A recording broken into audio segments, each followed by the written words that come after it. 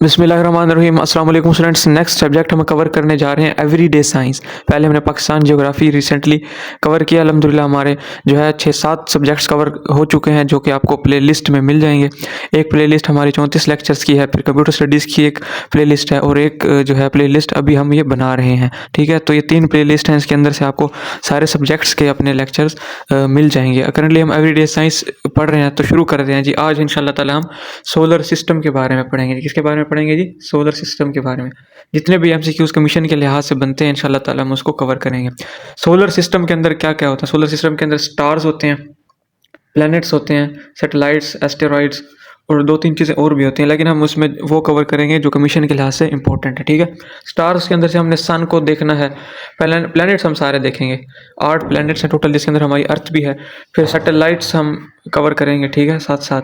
तो हम सबसे पहले जो है स्टार्स को देखेंगे, सन को देख लेते हैं सबसे पहले। ठीक है, सबसे पहले सन को देखते हैं। सन एक स्टार है जी, याद रखना है। और स्टार क्या होता है? स्टार और सैटेलाइट और प्लैनेट्स में क्या फ़र्क है? स्टार अपनी रोशनी खुद बनाता है, स्टार अपनी रोशनी खुद बनाता है, जैसे सूरज सूरज जो है अपनी रोशनी खुद बनाता है। और प्लैनेट्स उस स्टार से रोशनी लेंगे, जैसे हमारी ज़मीन सूरज से रोशनी लेती है। और सैटेलाइट भी रोशनी लेते हैं सूरज से, जैसे हमारा चांद है ना, तो चांद एक बेसिकली सैटेलाइट है हमारी अर्थ का। तो चांद रोशनी लेगा सूरज से, ठीक है, याद रखिएगा। तो सन इज़ अ स्टार, तो ये अपनी रोशनी खुद बनाता है। और कैसे रोशनी बनाएगा? ये फ्यूजन रिएक्शन के तहत। कौन सा रिएक्शन होता है? सन के अंदर पूछता है सवाल, लाजमी याद रखिएगा। तो फ्यूजन रिएक्शन होता है। इसके अंदर हाइड्रोजन गैस होती है बहुत ज़्यादा मिकदार में सूरज के अंदर। जब 2 हाइड्रोजन के मॉलिक्यूल बनेंगे तो हीलियम का मॉलिक्यूल बनेगा और साथ में एनर्जी आएगी, साथ में एनर्जी आएगी। इस एनर्जी से जो है वो रोशनी और ब्राइटनेस पैदा होती है, याद रखिएगा। हमेशा फ्यूजन रिएक्शन होते रहते हैं जो है सूरज के अंदर, याद रखिएगा। करंटली हमारी परसेंटेज पूछ लेता है सूरज के अंदर हाइड्रोजन गैस की कितनी है? 73% है। और हीलियम की कितनी है? 25% परसेंटेज है। अब हो क्या रहा है? आहिस्ता आहिस्ता जो ये हाइड्रोजन गैस के मॉलिक्यूल्स है ना, ये मिल के जनाब हीलियम में कन्वर्ट होते जा रहे हैं आहिस्ता आहिस्ता। और ये जो हाइड्रोजन है ना, ये बेसिकली एक गर्म गैस है। इस गैस की वजह से जो हमारा सूरज है वो ब्राइट होता है। आहिस्ता आहिस्ता ये गैस कम होती जा रही है, जिसकी वजह से सूरज का रंग भी जो है कम पड़ता जा रहा है। आप देखते हैं अभी करंटली इसका येलो कलर है, करंटली इसका येलो कलर है, लेकिन हज़ारों साल पहले इसका रेड कलर है कहा जाता है। और हज़ारों साल बाद इसका वाइट कलर हो जाएगा सूरज का। ठीक है, करंटली येलो है, आप देखते हैं, पहले रेड था। इसी वजह से कि हाइड्रोजन कम होती जा रही है, हीलियम की परसेंटेज यहाँ पे बढ़ती जा रही है, याद रखिएगा। अच्छा, फ्यूजन रिएक्शन के बारे में और फ्यूजन रिएक्शन के बारे में मैंने यहाँ पे थोड़ा सा बताया कि जब ये 2 छोटे मॉलिक्यूल, ये ऑक्सीजन ही है, मैंने वैसे लिखा हुआ है, तो ये 2 छोटे मॉलिक्यूल्स समझो, 2 छोटे मॉलिक्यूल जब मिलेंगे एक बड़ा मॉलिक्यूल बनेगा और साथ में एनर्जी आएगी, ये फ्यूजन रिएक्शन है। फ्यूजन रिएक्शन किसके अंदर हो रहा है? पूछता है सवाल। एक सन के अंदर होता है और एक हाइड्रोजन बॉम्ब के अंदर फ्यूजन रिएक्शन होता है, याद रखिएगा।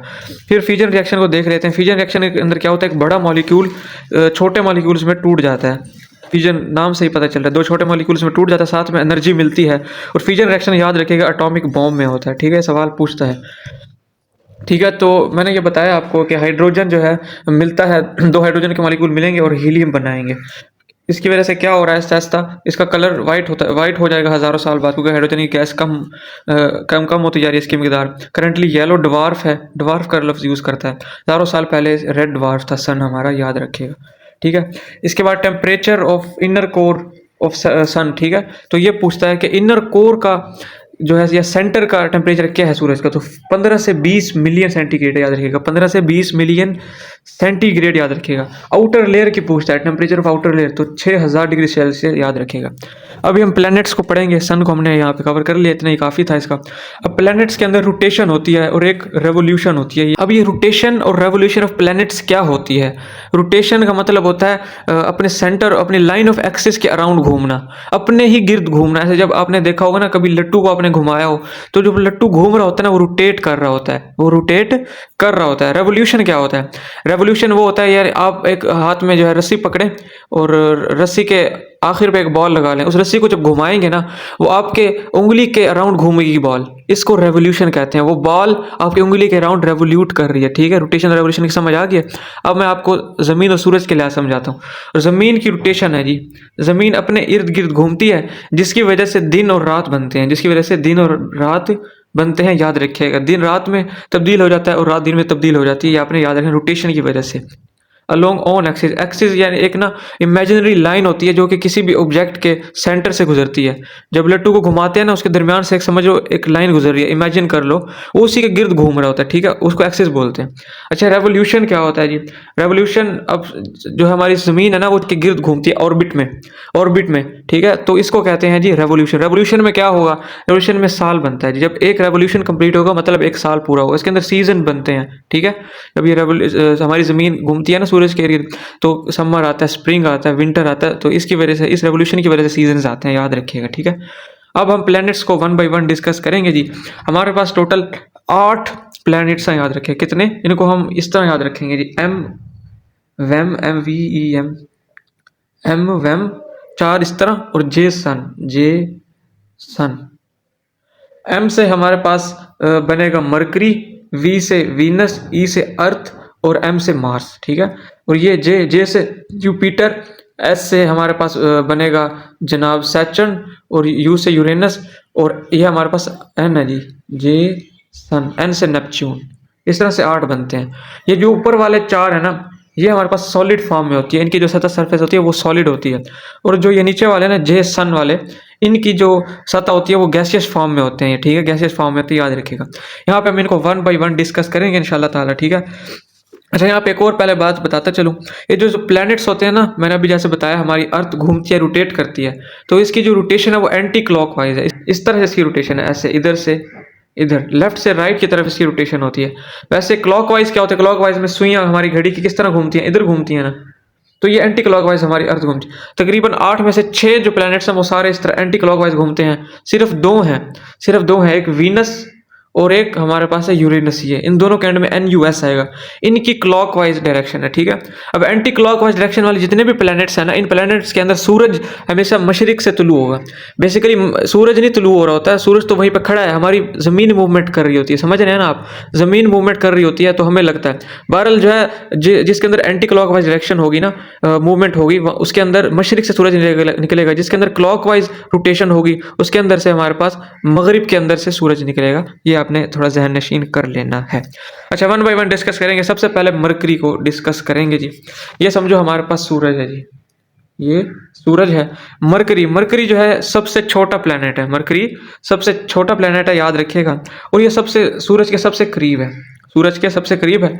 इसका मतलब क्या है कि जो इसका ये ऑर्बिट है ना, ये वाला ऑर्बिट, इसका ऑर्बिट कहते हैं, ये इसका सबसे छोटा ऑर्बिट है। इसका फायदा क्या होगा? इसकी जो रेवोल्यूशन होगी ना, एक चक्कर इसका सबसे छोटा होगा, ठीक है। सबसे छोटा ऑर्बिट का मतलब क्या? इसका चक्कर सबसे छोटा होगा, जिसकी वजह से इसका साल जो बनेगा ना वो सबसे छोटा होगा, याद रखिएगा। स्मॉलेस्ट ईयर है मरकरी का, आपने याद रखना है। अच्छा, ये इसकी फास्टेस्ट रेवोल्यूशन है, ये मैंने आपको बता दिया। उसके बाद नेक्स्ट जो है हमारे पास वीनस है जी, ये वीनस है। ये हॉटेस्ट हमारे पास और brightest planet of solar system है। अब अगर हम साइंस से देखें तो मरकरी को सबसे ज़्यादा गर्म होना चाहिए, क्योंकि सूरज के तो सबसे ज़्यादा करीब ये है। वीनस क्यों सबसे ज़्यादा हॉट है और ब्राइट है? इसकी वजह यह है कि एक तो इसके जो सोर्स ऑफ लाइट है ना, एक तो डायरेक्ट सूरज है, दूसरा जो मरकरी है ना, इससे यहाँ से रिफ्लेक्शन होके रोशनी आती है वीनस के ऊपर, इसीलिए ये इतना ज़्यादा गर्म है। दूसरी वजह यह है कि इसके इर्द गिर्द ना गैसियस फॉर्म ने ऐसे एक गुब्बारा से बनाया हुआ है, जिसके वजह से ना इसके अंदर जब लाइट आती है ना, गर्म लाइट आती है, तो वो जब हीट अंदर जाती है तो ट्रैप हो जाती है, वापस बाहर नहीं जा सकती। इसका एक ये वजह है। अच्छा, वीनस को कहा जाता है evening and morning star, morning and evening star इसको कहा जाता है। क्यों कहा जाता है? क्योंकि ये अर्थ के एक तो बिल्कुल करीब है। जब हम अक्सर देखते हैं ना शाम को ना, एक तो चांद होता है ना, चांद के अलावा भी एक हमें जो है ना दिख रहा होता है चांद की तरह से, एक ऐसे लगता है कि चांद है। ये बेसिकली वो वीनस हमें नज़र आ रहा होता है, इसकी वजह से इसको मॉर्निंग एंड इवनिंग स्टार कहते हैं। ये सुबह को भी नज़र आता है और शाम को भी नज़र आता है। इसको ट्विन प्लैनेट ऑफ अर्थ भी कहा जाता है, अर्थ के साथ है ये। इसका साइज़ ना तकरीबन अर्थ के जितना है, तकरीबन थोड़ा सा छोटा है, तो इसलिए इसको ट्विन प्लैनेट ऑफ अर्थ भी कहा जाता है, याद रखिएगा। इसके अंदर क्लॉकवाइज रोटेशन है, मैंने अभी आपको बताया। इसके अंदर सूरज निकलेगा मगरिब से। अच्छा, इसकी जो रोटेशन की स्पीड है ना, अपने इर्द जो घूमता है, जिससे दिनों रात बनते हैं, इसकी सबसे कम स्पीड है, याद रखिएगा। इसकी वजह से इसका सबसे बड़ा दिन है। अगर स्पीड स्लो होगी ना तो एक दिन इसका सबसे बड़ा है, याद रखिएगा। अर्थ, नेक्स्ट हमारा जो प्लैनेट है वो अर्थ है जी। अर्थ को कहा जाता है ब्लू प्लैनेट। क्यों? जब इसको देखा जाता है ना दूर से तो ब्लू ब्लू नजर आता है, इसके अंदर पानी बहुत ज़्यादा है, इसकी वजह से इसको ब्लू प्लैनेट कहा जाता है। यहाँ पे सवाल ये बनता है कि जो रोशनी आती है सूरज से ज़मीन पर, तो पहुँचने में उसको कितनी देर लगती है? तो 499 सेकंड लगते हैं, याद रखिएगा। 499 सेकंड ये आपने याद रखना है। 499 सेकंड 8 मिनट 19 सेकंड बनते हैं जी। 8 मिनट 19 सेकंड ये आपने याद रखना है। फिर जो हमारे पास अर्थ के अंदर ना चांद भी है हमारे पास। हमारा जो अर्थ का सैटेलाइट है वो एक है जिसका नाम है मून। मून से जो रोशनी आती है ज़मीन के ऊपर उसको कितना देर लगता है? उसको 1.3 सेकंड लगते हैं सिर्फ। 1.3 सेकंड आपने इसको याद रखना है। इसके बाद जो हमारा नेक्स्ट जो प्लेनेट है उसका नाम है मार्स। इधर बना लें जी मार्स, ठीक है। मार्स को कहा जाता है रेड प्लेनेट। मार्स को क्या कहा जाता है? Red planet. इसके ऊपर 2 मून्स हैं जी। मार्स के ऊपर कितने मून्स हैं? 2 मून्स हैं, याद रखिएगा। नेक्स्ट हमारा जो है जुपिटर है। ये जुपिटर है, ये सबसे बड़ा प्लेनेट है हमारे सोलर सिस्टम का, ये आपने याद रखना है। पूछता है अर्थ से कितने गुना बड़ा है? 11 टाइम्स ग्रेटर है जी। 11 टाइम्स ग्रेटर, याद रखिएगा। इसको सेफ गार्ड ऑफ अर्थ भी कहा जाता है। वो मैं आपको बताता हूँ क्यों कहते हैं सेफ गार्ड। अच्छा, ये गैसियस फॉर्म में, जैसे मैंने आपको बताया, ये चारों के चार ये वाले हैं ना, जे सन जो मैंने बताया, ये गैसियस फॉर्म में, आपने इसको याद रखना है। इसके ऊपर कितने मून्स हैं? जुपिटर के ऊपर 95 मून्स हैं। सेकेंड लार्जेस्ट है, इससे ज़्यादा भी हैं एक के पास। अच्छा, जो इसकी स्पीड है ना रोटेशन की, अपने गिर्द जो ये घूमता है, सबसे ज़्यादा स्पीड इसकी है। तो इसका सबसे छोटा दिन है, तकरीबन 10 घंटे का इसका दिन है जुपिटर का। सबसे छोटा दिन जुपिटर का है और सबसे बड़ा दिन मैंने अभी आपको बताया वीनस का है जी। वीनस अपने करीब सबसे अपने गिर्द सबसे स्लो घूमता है, सबसे तेज़ जुपिटर घूमता है, आपने इसको याद रखना है। उसके बाद ये जो पट्टी देख रहे हैं ना, ये इसको एस्टेरॉइड बेल्ट कहा जाता है। एस्टेरॉइड बेल्ट कहा जाता है। इसके अंदर होता क्या है? इसके अंदर ना इरेगुलर शेप के मैसेज होते हैं, ऐसे बड़े बड़े चट्टानें होती हैं और स्टेशनरी होती हैं, घूम रही होती है, एक ही जगह खड़ी होती हैं। ये खड़ी क्यों होती हैं? क्योंकि जुपिटर है ना, इसकी ग्रेविटेशनल पुल बहुत ज़्यादा है। इसकी ग्रेविटेशनल पुल की वजह से ना ये जो एस्टेरॉइड बेल्ट है ना, बड़े बड़े पत्थर, ये हमारी ज़मीन के ऊपर नहीं गिर रहे, ये ज़मीन है हमारे नीचे। अगर इसका ग्रेविटेशनल पुल ना हो तो ये पत्थर हमारे गिर सकते हैं, एस्टेरॉइड्स, ठीक है। एस्टेरॉइड डायरेक्ट आके गिरते हैं ज़मीन पे, ठीक है, याद रखिएगा इसको। तो इसलिए इसको सेफ गार्ड ऑफ अर्थ कहा जाता है जुपिटर को। आप समझ आइए ना। अब ये नेक्स्ट जो हमारा प्लेनेट है इसका नाम है सैटर्न। ये यहाँ पे बनता है सैटर्न, ठीक है, यहाँ पे बना लो इसको। ये second largest planet of solar system है। अभी मैं इनकी साइज के लिहाज से तरतीब अभी मैं आपको बताता हूँ, अभी खाली सुन लें। Second largest planet of solar system है ये। इसके ऊपर एक क्लियर रिंग है, ये मैंने देखा बनाया हुआ ब्लैक से ना, तो ये क्लियर रिंग है इसके ऊपर, ठीक है। अच्छा, इसके ऊपर सबसे ज़्यादा मून है जी।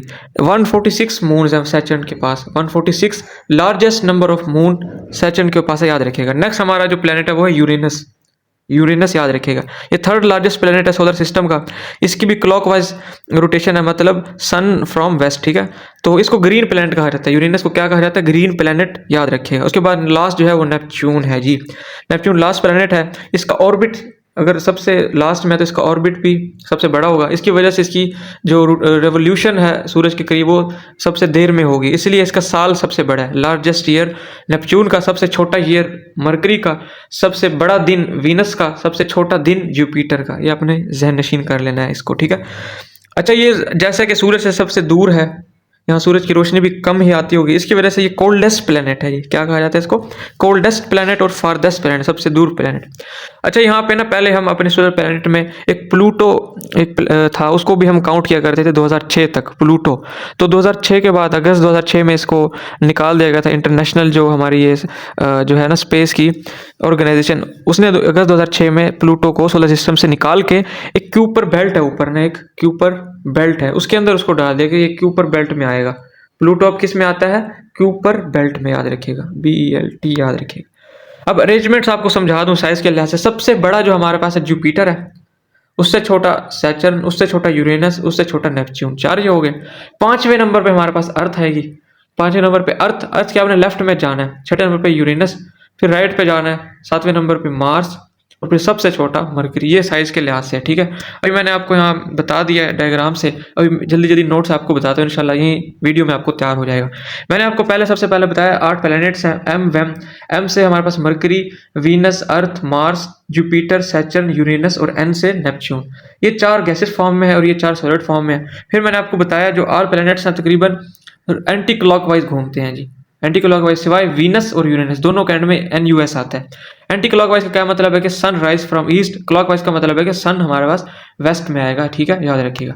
इसके बाद मैंने आपको मरकरी के बारे में बताया। मरकरी सबसे छोटा प्लैनेट है सोलर सिस्टम का, सन के सबसे ज़्यादा करीब है। इसका सबसे छोटा ऑर्बिट है, जिसकी वजह से इसको सबसे कम वक्त लगता है सूरज के गिर्द घूमने से। रेवोल्यूशन इसकी फास्टेस्ट है, स्मॉलेस्ट ईयर है जिसकी वजह से इसके, ठीक है। उसके बाद मैंने आपको नेक्स्ट बताया वीनस के बारे में। ये हॉटेस्ट है और ब्राइटेस्ट है। इसके दो सोर्स ऑफ लाइट है, एक लाइट फ्रॉम सन, एक लाइट रिफ्लेक्टिंग फ्रॉम मरकरी, ठीक है। वीनस एक अच्छा एक ये वजह गर्म होने की, दूसरा वजह यह है कि इसके ऊपर ना एक ब्लैंकेट सब बन जाता है गैस का ना, तो जब हीट आती है तो हीट को ट्रैप कर लेता है, जिसकी वजह से हीट बाहर नहीं जा सकती, जिसकी वजह से ये हॉटेस्ट प्लैनेट है वीनस, याद रखिएगा। दूसरा इसके बारे में मैंने आपको बताया, वीनस को कहा जाता है मॉर्निंग एंड इवनिंग स्टार। ये हमें ज़मीन से नजर आता है, सुबह भी नजर आ रहा होता है और शाम में भी नजर आ रहा होता है। इसको ट्विन प्लैनेट ऑफ अर्थ कहा जाता है क्योंकि इसका तकरीबन सेम साइज है और अर्थ के भी करीब है, ठीक है। वीनस क्लॉकवाइज रोटेशन है। वीनस की सबसे स्लो स्पीड है ये रोटेशन की, मैंने आपको बताया, जिसकी वजह से इसका लार्जेस्ट डे होगा, सबसे बड़ा दिन वीनस का होगा। उसके बाद मैंने अर्थ को बारे में बताया, अर्थ को ब्लू प्लैनेट कहा जाता है लार्ज अमाउंट ऑफ वाटर की वजह से। जो सूरज की रोशनी पहुंचती है वो 499 सेकंड में पहुंचती है, मैंने आपको बताया 8 मिनट 19 सेकंड लगते हैं, याद रखिएगा। सूरज एक सैटेलाइट अर्थ का, और सूरज की रोशनी 1.3 सेकंड में हमारे पास अर्थ पे पहुंच जाती है, याद रखिएगा। इसके बारे में मैंने आपको उसके बाद मार्स के बारे में बताया। मार्स को रेड प्लेनेट कहा जाता है। यहाँ पे जो ज़मीन सी है वो रेड सी ज़मीन है। इसके बारे में कई हमारे एफएससी में भी और बीए वगैरह में भी ना इसके बारे में, मार्स के बारे में हमारे पास चैप्टर्स हैं इंग्लिश में। तो मार्स के ऊपर 2 मून्स हैं जी, 2 चांद हैं। Jupiter largest planet solar system का 11 टाइम्स ग्रेटर है अर्थ के, कई दफ़ा उसने पूछा है। इसके बाद ये गैसियस फॉर्म में है, इसके 95 मून है, 95 मून है। उसके बाद इट हैज़ लार्जेस्ट, इसकी रोटेशन सबसे ज़्यादा लार्जेस्ट है, ठीक है। इसकी वजह से इसका सबसे छोटा दिन है, तकरीबन 10 घंटों का दिन है इसका। इसके बाद मैंने आपको बताया एस्टेरॉयड बेल्ट के बारे में जी। एस्टेरॉयड बेल्ट क्या है? एक ये इर्रेगुलर शेप्स की बड़ी बड़ी चट्टानें सी होती हैं जो कि स्टेशनरी होती है, घूम नहीं रही होती, जुपिटर के करीब होती हैं। जुपिटर अपने ह्यूज साइज की वजह से उसकी ग्रेविटेशनल पुल ज़्यादा होता है, तो उनको अट्रैक्ट करके रखता है, वो उससे चिपके रहते हैं, ठीक है। इसी वजह से इसको सेफ गार्ड भी कहा जाता है जुपिटर को। उसके बाद है हमारे पास सैटर्न। सैटर्न जो है वो हमारे पास second largest planet of solar system है। इसके ऊपर एक क्लियर रिंग मौजूद है। पूछता है क्लियर रिंग एक किसके ऊपर है? एक सैटर्न के ऊपर है। इसके ऊपर 146 मून्स हैं जी, 146 मून, सबसे ज्यादा नंबर ऑफ मून या सैटेलाइट्स सैटर्न पे हैं। यूरेनस सेकंड लास्ट प्लैनेट है, सेकंड लास्ट प्लैनेट है, ठीक है। इसकी क्लॉकवाइज रोटेशन है, याद रखिएगा, sun from waste. Green planet इसको कहा जाता है, यूरेनस को ग्रीन प्लैनेट कहा जाता है, याद रखिएगा। नेपच्यून, नेपच्यून के बारे में यूरेनस का लास्ट प्लैनेट है, लार्जेस्ट ऑर्बिट है इसका। रोटेशन जो है, अगर लार्जेस्ट ऑर्बिट है तो जनाब इसकी जो रेवोल्यूशन है ये, तो इसकी रेवोल्यूशन सबसे ज़्यादा होगी, इसकी रेवोल्यूशन सबसे ज़्यादा होगी, जिसकी वजह से इसका लार्जेस्ट ईयर होगा, याद रखिएगा। ये फारदेस्ट प्लैनेट है फ्रॉम द अर्थ, और पूछता है अर्थ से भी पूछ सकता है कि अर्थ से सबसे दूर कौन सा है, तो वो यही हमारे पास नेपच्यून है, और सूरज से भी सबसे ज़्यादा दूर है। कोल्डेस्ट प्लैनेट भी है, क्योंकि सूरज सबसे ज़्यादा दूर है तो रोशनी भी यहाँ पे कम ही आती है। और इसके बाद मैंने आपको प्लूटो के बारे में बताया। प्लूटो सोलर सिस्टम का हिस्सा था 2006 तक, अगस्त 2006 में इसको निकाल दिया गया। अब प्लूटो को कूपर बेल्ट में काउंट किया जाता है। Arrangement with respect to size मैंने आपको बताया, सबसे पहले जुपिटर, उसके बाद हमारे पास सैटर्न, यूरेनस, नेपच्यून, फिर हमारे पास 5वें नंबर पे अर्थ, 6वें नंबर पे वीनस, और 7वें नंबर पे मार्स, और 8वें नंबर पे मरकरी, याद रखिए। इस तरह से हमारा ये सोलर सिस्टम अल्हम्दुलिल्लाह कंप्लीट हो गया है। अगर आपको हमारे लेक्चर्स पसंद आ रहे हो, इस तरह से अपनी सपोर्ट ज़रूर दिखाइएगा, और अपने दोस्तों को ज़रूर सजेस्ट कीजिएगा हमारा चैनल, ठीक है, कि यार ये यूट्यूब पे ये चैनल है, इससे पढ़ें, ज़रूर फ़ायदा होगा अगर आपको फ़ायदा हो रहा है। और अपनी दुआओं में ज़रूर याद रखिएगा, अगर आपको कोई फ़ायदा हो रहा है तो अपनी दुआओं में ज़रूर याद रखिएगा। मिलते हैं जी नेक्स्ट लेक्चर में, अल्लाह हाफिज़।